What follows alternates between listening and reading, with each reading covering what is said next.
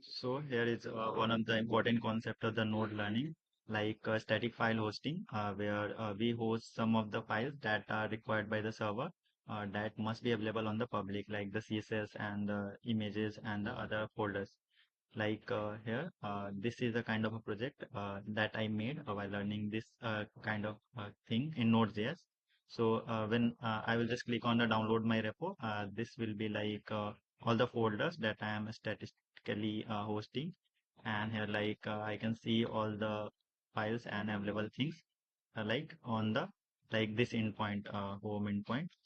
Like one of the most important thing is like I also made that like modular where the user routes are in another JS file and like host routes are on another JS file, like where we have like contact.html I'm hosting there, and at the like endpoint of slash content.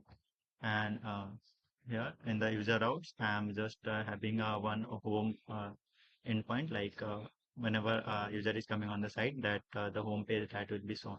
And here in the app.js, I'm just hosting these kind of things.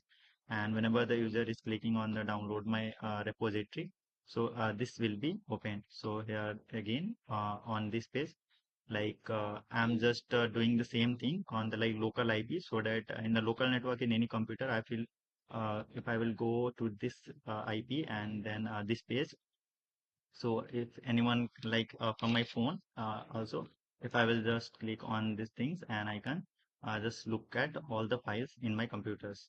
So this is a kind of a simple thing that you can do using this Node.js. So this was all about how we can host the static file in Node.js.